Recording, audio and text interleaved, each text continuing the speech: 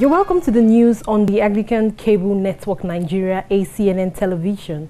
I am Ngozi Adibe.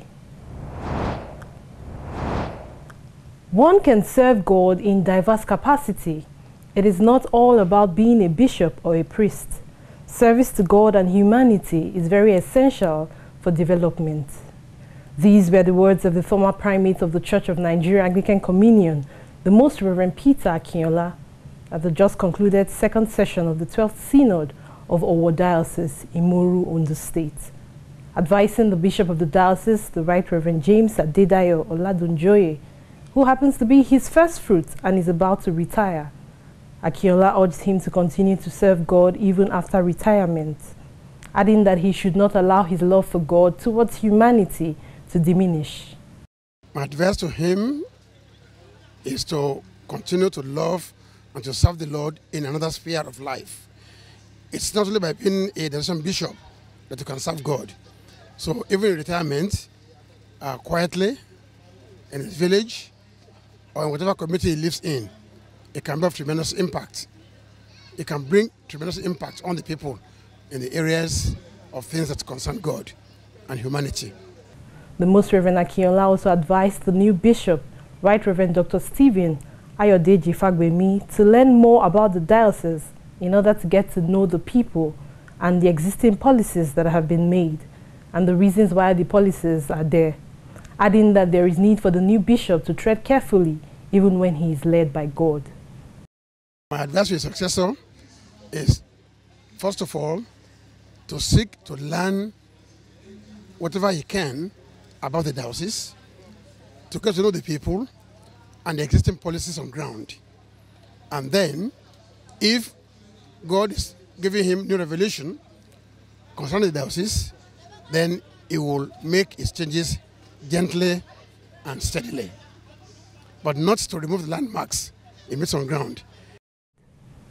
Speaking on the state of the nation, retired Archbishop Acnn called on the federal government to let those who want to leave the country to go in peace. This thing is not new. It goes back to the very beginning of our journey as a nation, way back in 1966. So at this point, whoever wants to go, let him go in peace. Whoever wants to stay, let him stay in peace. The new bishop of our diocese, the Right Reverend Dr. Stephen Ayodeji Fagbemi, has called on the good people of the diocese to embrace new opportunities by looking forward in excitement, else they will be stagnated, which will lead to living a diminished life. The Right Reverend Dr. Stephen Fagbemi made this call at an interview at the just concluded second session of the 12th Synod of the Diocese of Oyo in Oyo State.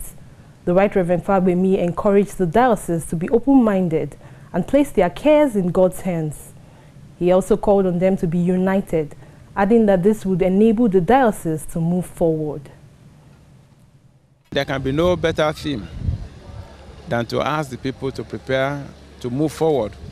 And I'm sure that he says that also bearing in mind whatever challenges he had encountered, as well as, opportunities of success and great things they have had together, was saying to them that nothing whatsoever must be allowed to hold them back.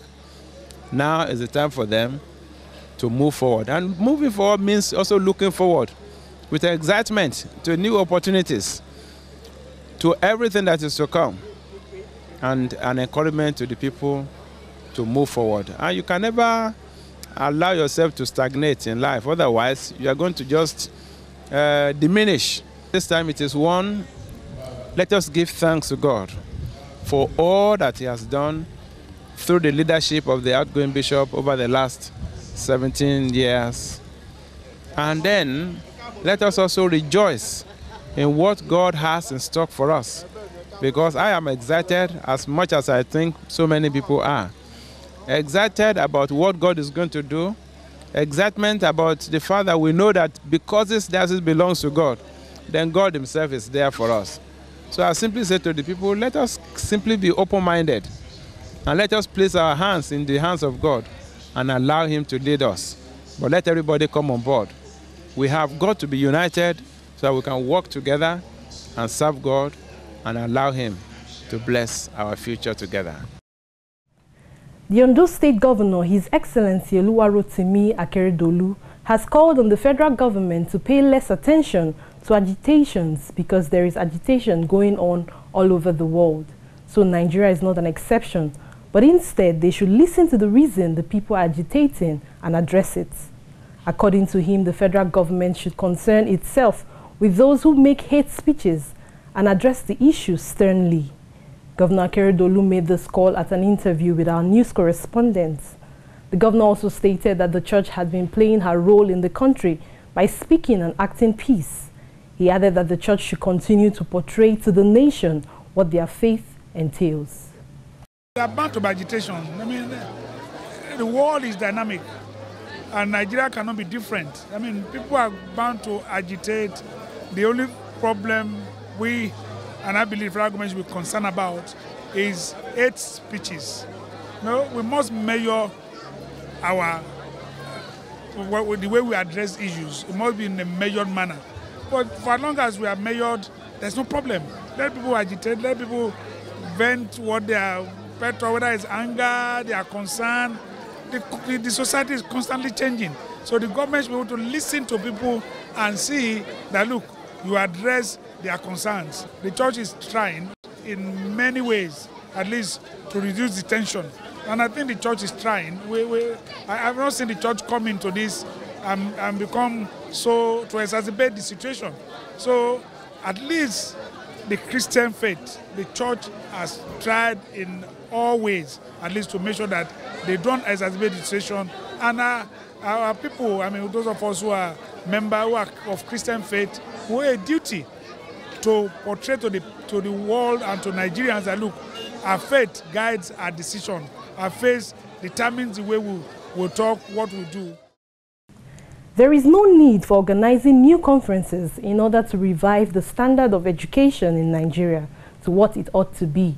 But instead, the government should revisit all the reports and recommendations given in the past and begin to implement them.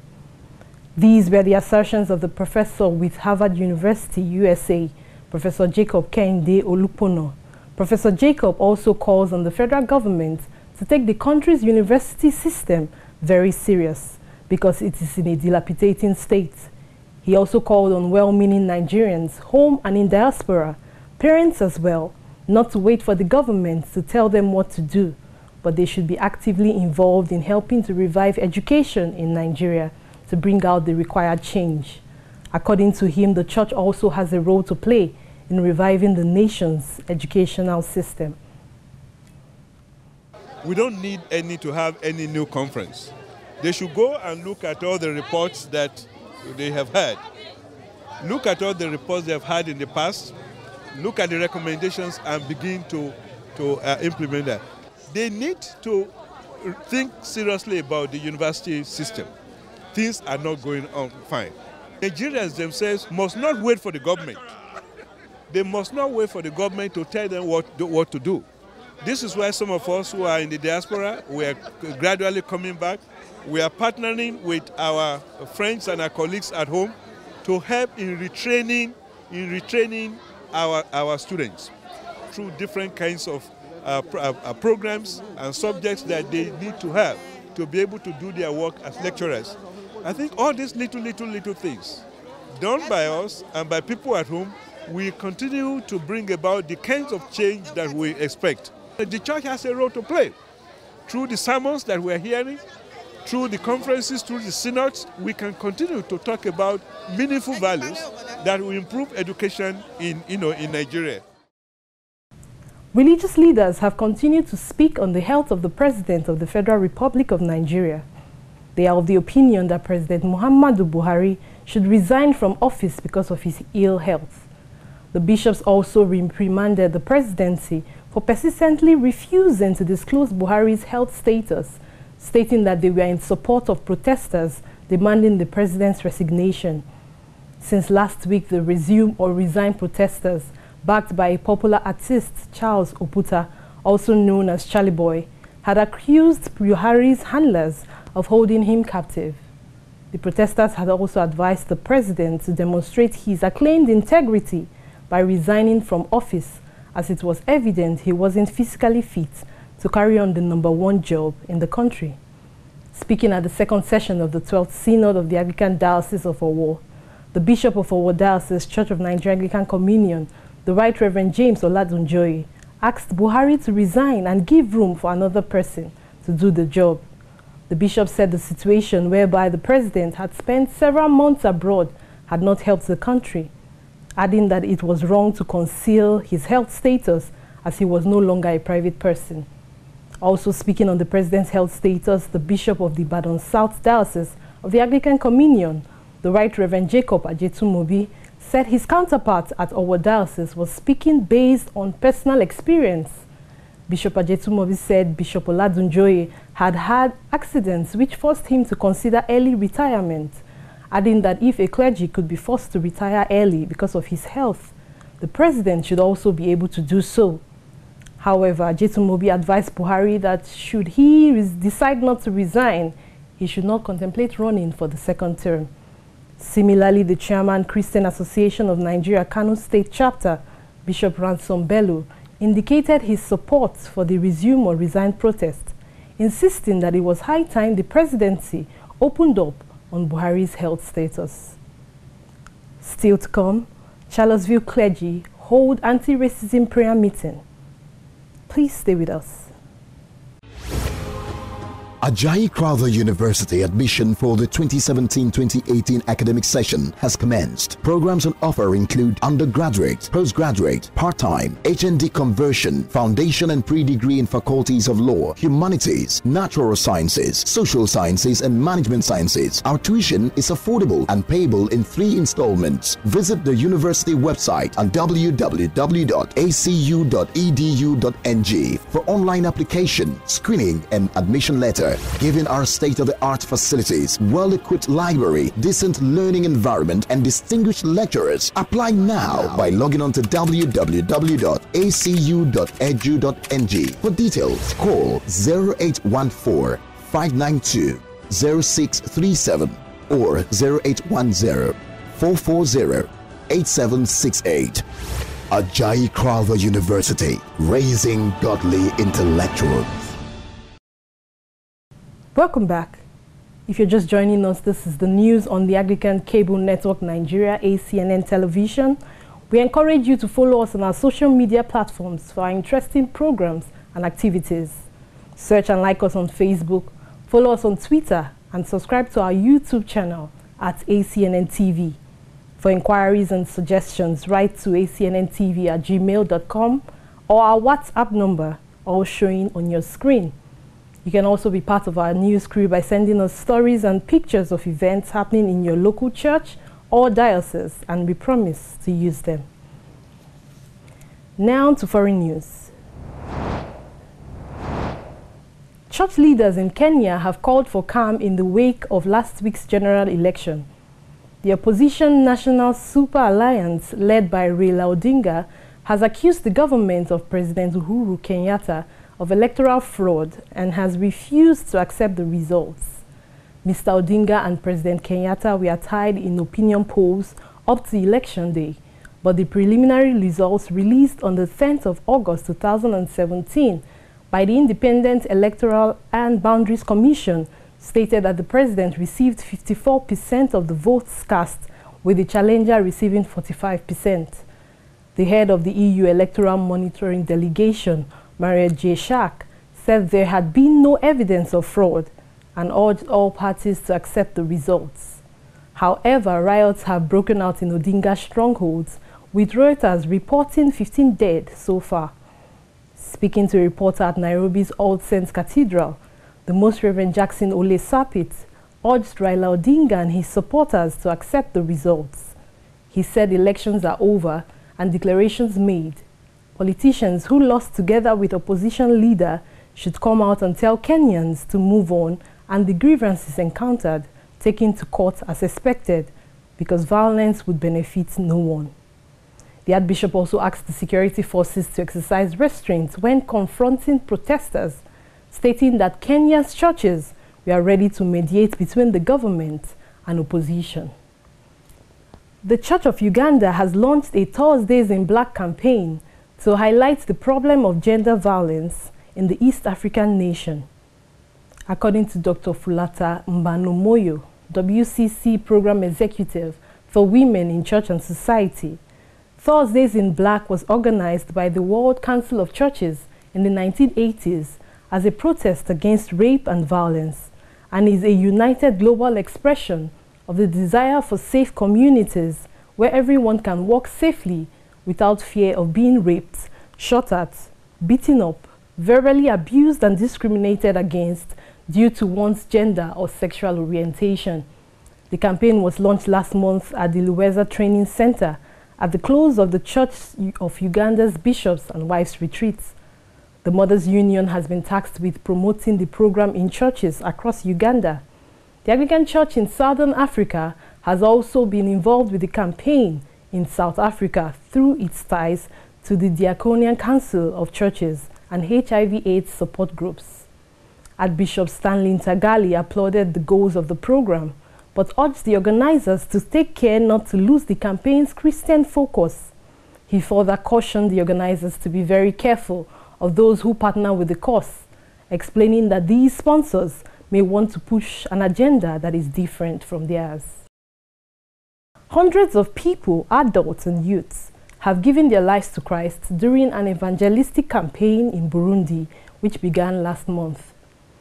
A team of evangelists have been working with local clergy and laity, and the work has focused on two dioceses, Rutana and Makamba. According to the Archbishop of the Anglican Church of Burundi, Martin Yaboho, who attended the crusade in Makamba Diocese, it was obvious that a season of revival has started. He also stressed that he would support the team so that it could reach people in many parts of the country. It will be recalled that when Archbishop Yaboho took up the office last year, he said that proclaiming the gospel would be one of his main focuses. Young Anglicans were among an ecumenical group of Christians from across Africa who took part in a World Council of Churches Eco School on Water, Food and Climate Justice earlier this month in Lilongwe, Malawi. Some 27 people from Nigeria to Madagascar and from Ethiopia to South Africa attended the 11-day event. The participants studied local, regional and international manifestations and causes of the water crisis and food security affected by climate change. They examined the situation and challenges from a perspective of faith and ethics and searched together for possible ecumenical responses to the challenges. According to the WCC, the Eco School was the first to be organized by the WCC, and it was held to motivate and prepare young people to contribute to the work of the churches at the regional and local level on issues related to water, food, nutrition and climate change towards a sustainable future. The Synod of the Diocese of Christchurch will consider donating its earthquake-ravaged cathedral to the country's government as a gift to the people of New Zealand. This new option will go alongside two existing options: to reinstate the existing cathedral or to demolish and replace it with a modern building, when the Synod meets to decide the building's future on the last day of its 3-day meeting next month in September. The iconic cathedral occupies a prime site in a major square in the city, but it has been neglected since the 2011 earthquake because the local heritage group, the Great Christchurch Building Trust, has consistently challenged the diocese's plans to demolish the cathedral and replace it with a modern purpose-built building. The cathedral's worship has been taking place in a temporary cardboard cathedral. The diocese won the legal challenges and engaged in consultations and discussions with government officials to find an agreeable solution. After the talks broke down, the diocese decided that the final decision should be taken by the Synod next month. According to a press statement released by the diocese, the Synod is to decide between two options. Option A would see the former building reinstated. Option B would see an inspiring, highly functional new cathedral built on the site of the existing building. However, if the Synod chooses the new option, option C, it will direct the church property trustees, which owns the church's building, on behalf of the dioceses, to enter into negotiations with the government for the gifting of the Christchurch Cathedral building and the square to the people of New Zealand. The Most Reverend Foley Beach, the Archbishop and Primate of the Anglican Church in North America, has remarked that a virus of immorality has spread to the leadership of the church and become accepted as Christian, further describing it as nothing more than pagan morality dressed up and Christianized with inclusive language and politically correct verbiage. He made this remark while addressing the North American Lutheran Church at their 2017 Mission Festival and Convocation in Nashville, Tennessee. Archbishop Beach expressed joy for the privilege to address the gathering in this year of the 500th anniversary of the Reformation, and appreciation to Bishop John for his invitation and hospitality, as well as the North American Lutheran Church moral teaching of the Bible. The Archbishop opined that it seemed as if God has called them to live in a generation when too many church leaders have thrown away biblical morality for the sake of cultural relativity, because according to him, even leaders from their various traditions who wear the same name as they do, Lutheran and Anglican, have abandoned the teaching of the Bible. He said the church has become too feeling-oriented, that she has become afraid to tell people of their sin and thus deceive people into thinking that living in sin is okay with God. Archbishop Beach stated that for many Christians, the Great Commission has become the Great Omission because they refuse to go and make disciples of all nations, teaching them what Jesus taught. Hence, he charged all present to keep up with the church's vision of discipleship and impact North America for generations to come. The Anglican Church in North America and the North America Lutheran Church have been having ecumenical discussions and fellowship for a number of years, and they partner in various ways to further the proclamation of the gospel of Jesus Christ. The Right Reverend Dr. Oji, Bishop of the Missionary Diocese of Kana West, has emphatically stated that Scripture is the final authority in matters of faith and practice. He made this known while releasing to the Church documents that contained talked at the 2017 Synod of the Diocese. Bishop Oji noted that the reason why the Episcopal Church lost its way, and the reason many in the new Anglican movement will lose their way, is because of their unwillingness to submit to the authority and primacy of Scripture. Hence the need for him as their bishop to urge them to pay attention to the Bible for their own good and for that of the diocese and God's kingdom. He concluded by urging all to read their Bible, believe the Bible, preach and teach the Bible, and let the Bible control their practice of ministry in the context of the Anglican tradition and their geographical region. The Missionary Diocese of Kana West is part of the Church of Nigeria Anglican Communion and the Anglican Church in North America. The Diocese of Kana West comprises of parishes in the United States and Canada. There are about 30 parishes and 60 clergy in the diocese. Archbishop Philip Freer, the Anglican Archbishop of Melbourne and the Anglican Primate of Australia, has joined 6 other Victorian Christian leaders in signing an open letter to Premier Daniel Andrews, rejecting proposed legislation to allow assisted suicide and euthanasia. The signatories wrote that better care, not killing, was needed, that no safeguards could ever guarantee that deaths under the proposed legislation would be completely voluntary, that the proposal sent a confusing message about suicide to society, particularly to the young and vulnerable, and that removing the fundamental principle to do no harm and never to kill from medical practice would compromise health care. They commended much of the work of the recent Victorian End-of-Life Choices Inquiry, which urged improvements in the quality and accessibility of palliative care for all people. However, they strongly rejected the proposal to legalize assisted suicide and euthanasia in Victoria. Clergy from the US-based Episcopal Church joined other Christian leaders in Charlottesville, Virginia, in a show of solidarity with members of minority communities. Priests from across the Diocese of Virginia took part in the rally, which was held to counter what became a deadly protest by white supremacists, neo-Nazis, the Ku Klux Klan, and other extreme right-wing groups.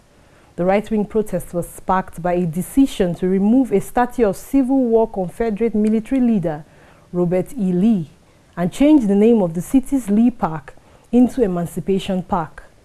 The decision to remove the statue is currently being challenged in court. There is growing pressure to erase Lee from public view or celebration because of the way that far-right groups across America have turned him into a rallying symbol and icon for racism. Saturday's Unite the Right march was met with a counter-demonstration leading to violent clashes in which around 15 people were hurt. Also, 19 people taking part in the counter-demonstration were injured, and one 32-year-old legal assistant, Hidahaya, was killed when a car was deliberately driven at them. The alleged driver, 20-year-old James Fields of Ohio, is to appear in court charged with murder, malicious wounding, and failing to stop at the scene of an accident. In a separate incident, 2 police officers were killed when their helicopter, which they were using to monitor the protests, crashed. Writing in advance of Saturday to invite clergy to take part in a counter-protest against the racist groups, the bishops of the Diocese of Virginia said that together they will stand in non-confrontational and prayerful opposition to the rally, and their purpose will be to bear visible witness to the entirety of the beloved community in which people of all races are equal. The bishops wrote that as people who have been reconciled to God through Christ, they have been entrusted with the ministry of reconciliation, and therefore the church cannot remain silent in the face of those who seek to foment division. Clergy were also asked to join a prayer gathering organized by the Charlottesville Clergy Collective. The invitation was extended only to clergy rather than lay members of the churches for the purposes of crowd reduction and public safety. The clergy took the park in a 7:30 a.m. march from Jefferson School, African American Heritage Center, through Emancipation Park and onto the First United. In an emergency letter to South Korean President Moon Jae-in, the National Council of Churches in Korea urged immediate dialogue to ease military tension in the Korean Peninsula.